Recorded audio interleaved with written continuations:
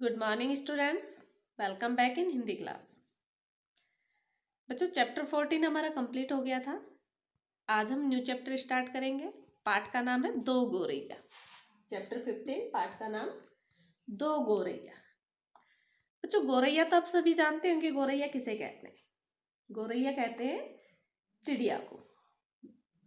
Yes, वही नन्ही सी चिड़िया जो हमारे आंगन में फुदकती है, जब आंगन में फुदक के ची ची की आवाज निकालती है। तो बच्चों दो गोरैया जो चैप्टर है, इस चैप्टर में हम पढ़ेंगे कि पक्षियों का भी अपना परिवार होता है और वे भी मानव के भांति चिंतित होते हैं अपने परिवार के लिए, अपने बच्चों के लिए। किस प्रकार एक छोटा सा पक्षी अपने बच्चों के लिए दाना चुगा लेके आता है, उन्हें खिलाता है, उनकी केयर करता है, वो सब हम इस पाठ में पढ़ेंगे। तो आइए शुरू करते हैं चैप्टर।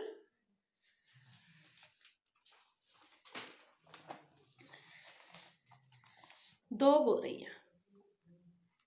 पक्षियों का भी अपना परिवार होता है, वे भी अपनी परिवार की सुरक्षा और पालन पोषण के प्रति हम मानवों की भांति चिंतित रहते हैं। तो आइए ऐसे ही गोरैया के परिवार के बारे में जानें। देखो, घर में हम तीन ही व्यक्ति थे। लेखक ने स्वयं के बारे में कहा है कि घर में हम तीन व्यक्ति थे। कौन कौन? माँ, पिताजी और मैं। लेखक खुद के बारे में कह रहे हैं कि मेरी माताजी, मेरे पिताजी और मैं, हम तीन ही व्यक्ति रहते थे घर में। हमारे घर के आंगन में आम का एक पेड़ था। लेखक बता रहे हैं कि हमारा घर का जो आंगन है उसमें एक आम का पेड़ था। तरह तरह के पक्षी उस पर डेरा डालते थे। डेरा डालना मीन्स बसेरा करना, वहां घोंसला बनाकर रहना। एक दिन दो गोरैया सीधी घर के अंदर घुस आई। लेखक ने देखा कि एक दिन दो गोरैया पक्षी हैं और दोनों सीधे ही घर के अंदर घुस आए। कभी वे किसी रोशनदान पर जा बैठती तो कभी किसी खिड़की पर। कभी गोरैया किसी रोशनदान पर जाकर बैठ जाती तो कभी किसी खिड़की पर। रोशनदान कहते बच्चा झरोखा, जैसे घर के बाहर हवा के लिए, प्रकाश के लिए एक झरोखा छोड़ा जाता है जिसे हम रोशनदान कहते हैं। फिर जैसे आई थी वैसे ही उड़ भी गई। गोरैया कभी खिड़की पर बैठी, कभी रोशनदान पर, और फिर जैसे ही आई थी वैसे वापस उड़कर चली भी गई। पर 2 दिन बाद हमने क्या देखा कि हमारे बैठक खाने की छत में लगे पंखे के गोले में उन्होंने अपना बिछावन बिछा लिया। बैठक खाना मीन्स, बैठक कहते हैं जब हमारे कोई गेस्ट वगैरह मेहमान जब आते हैं उनके लिए हम अलग से एक रूम बनाकर रखते हैं, उसे हम बैठक खाना कहते हैं। तो वहाँ जो बैठक खाने की जो छत है उसके ऊपर जो पंखा लगा हुआ है, उस पंखे के गोले में उन्होंने अपना बिछावन बिछा लिया। इट मीन्स घास से अपना घोंसला बना लिया और मजे से दोनों बैठी गाना गा रही है। इस पर पिताजी को गुस्सा आ गया। उन्होंने पंखे के नीचे जाकर जोर जोर से ताली बजाई। जब पिताजी ने देखा कि गोरैया ने पंखे में घोंसला बना लिया है तो उन्हें गुस्सा आ गया और वो पंखे के नीचे जाकर जोर जोर से ताली बजाने लगे ताकि गोरैया वहां से चली जाए। पिताजी ने पंखे के नीचे जाकर जोर से ताली बजाई, बाहें झुलाई, फिर खड़े खड़े कूदने लगे। गोरैयों ने नीचे की ओर झांक कर देखा और एक साथ ची ची करने लगे। गोरैयों ने नीचे झांक कर देखा और डर के मारे ची ची की आवाज निकालने लगी। पिताजी को और भी ज्यादा गुस्सा आ गया। वह बाहर से लाठी उठा लाए। उन्होंने लाठी ऊंची उठाकर पंखे के गोले को ठोका। लाठी मीन्स लकड़ी। तो बाहर से एक बड़ी सी लकड़ी उठा लाए और उस लकड़ी से उस पंखे के गोले को ठोकने लगे, अर्थात उसे हिलाने लगे।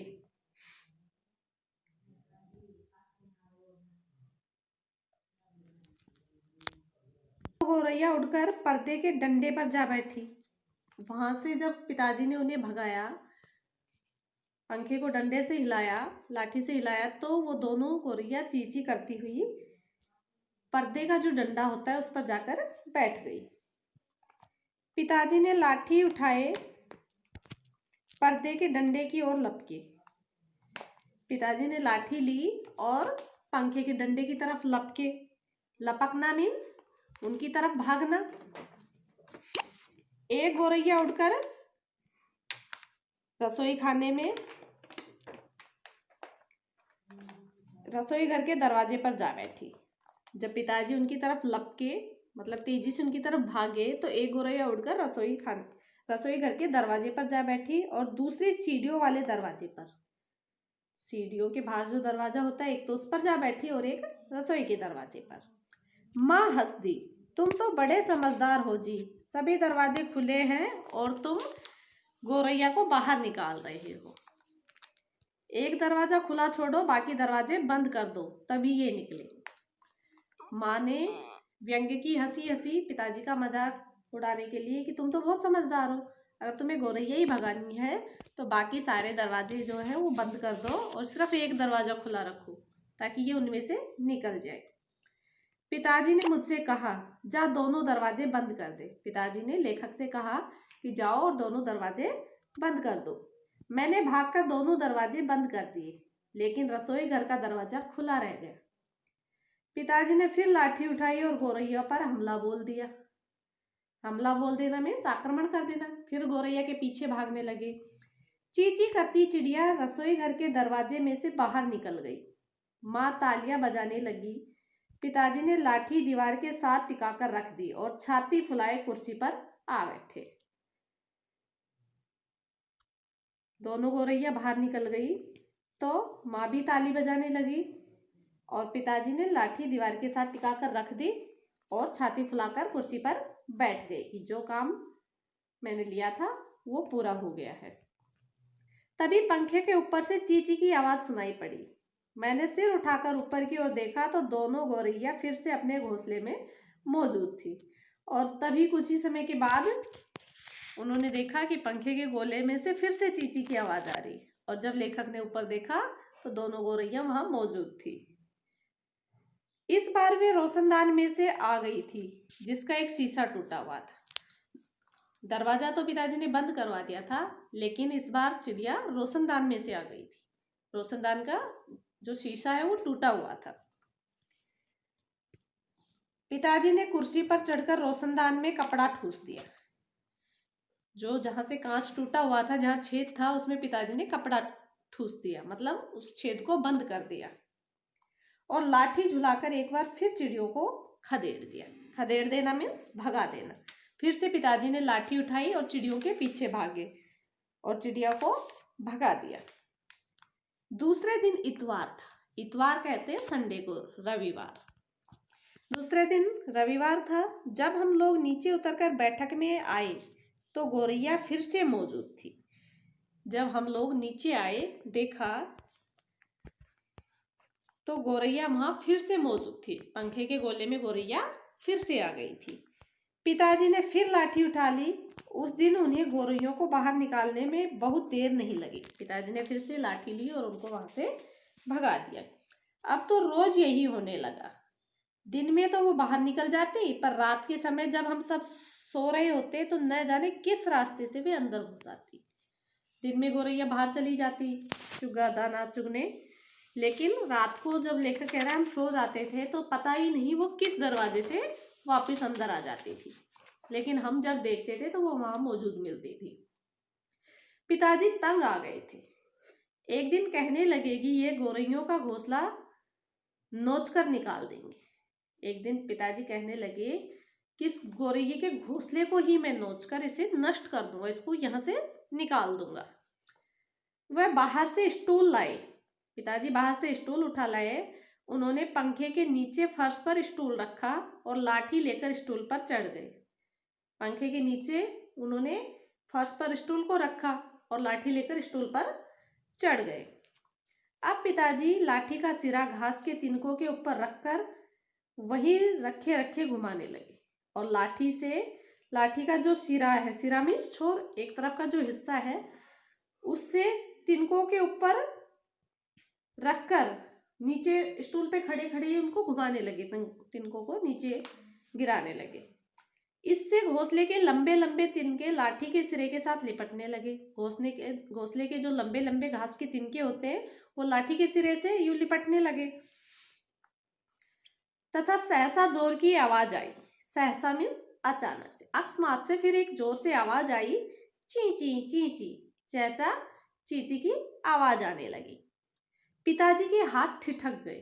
ठिठक गए मीन्स रुक गए। जब चींची की आवाज आई तो पिताजी के हाथ ठिठक गए, रुक गए। क्यों रुक गए? क्योंकि वहां घोंसले के अंदर नन्हे चिड़िया के बच्चे थे। मैंने झट से बाहर की ओर देखा। दोनों गौरैया बाहर दीवार पर गुमसुम बैठी थी। गुमसुम मीन्स उदास। जब लेखक ने देखा कि अंदर से चींची की आवाज आ रही है और गौरैया तो दोनों बाहर की तरफ देखा तो दोनों बाहर बैठी थी। फिर पंखे की ओर देखा। पंखे के गोले के ऊपर से दो नन्ही नन्ही गौरैया चींची किए जा रही थी। फिर लेखक ने पंखे की ओर देखा तो पंखे का जो गोला था उसमें दो नन्ही नन्ही, नन्ही में छोटी सी, छोटी छोटी दो चिड़िया, दो गौरैया चींची की आवाज किए जा रही थी। मानो वह अपना परिचय दे रही। ऐसा लग रहा था कि वह अपना परिचय दे रही, बता रही है कि हम यहाँ मौजूद हैं।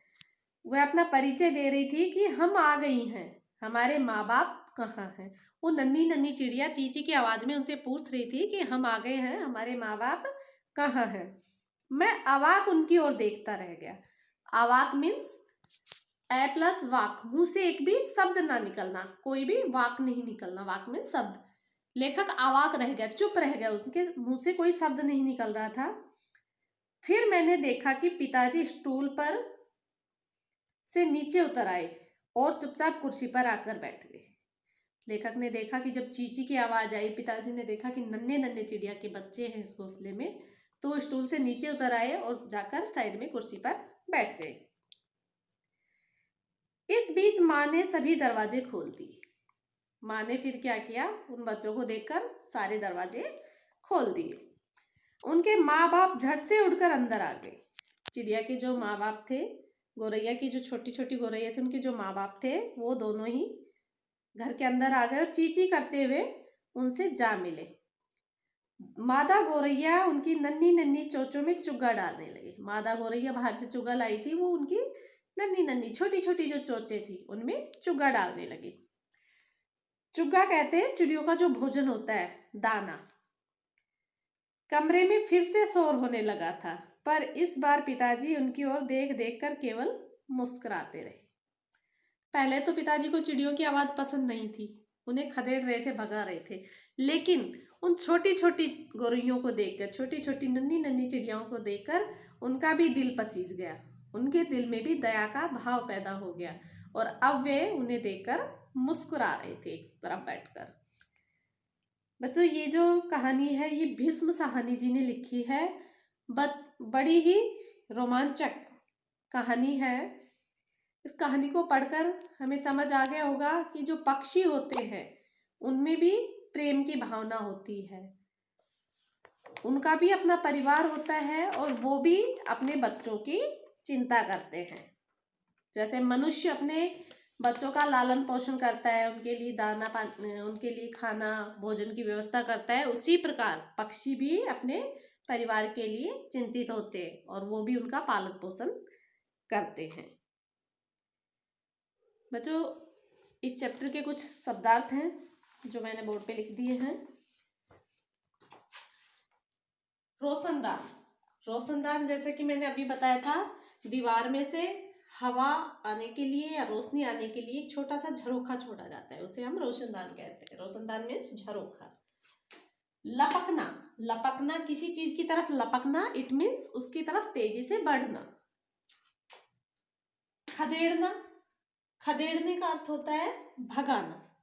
खदेड़ दिया, मैंने उसको वहां से खदेड़ दिया, इट मीन्स उसे वहां से भगा दिया। इतवार मीन्स रविवार। इतवार कहते हैं रविवार को। रविवार मीन्स संडे, छुट्टी का दिन। सिरा। सिरा मीन्स छोर। देखो, जैसे कोई डंडा है, जैसे ये एक डंडा है तो इसके दो सिरे हैं, एक ये और ये छोर, जहां से वो शुरू होता है जहां उसका अंत होता है, इसे सिरा कहा जाता है। दोनों सिरे हैं ये, ठीक है। सिरा मीन्स छोर। सहसा। सहसा मीन्स अचानक, कहते हैं ना सहसा ही ऐसा हो गया, अकस्मात, अचानक। सहसा मीन्स अचानक। गुमसुम। गुमसुम मीन्स चुपचाप। कई बार कह देते ना, आज कैसे आप गुमसुम बैठे हो, इट मीन्स चुपचाप बैठे हो। चुग्गा मीन्स चिड़ियों का भोजन। चुग्गा कहते हैं चिड़ियों का जो भोजन होता है उसे।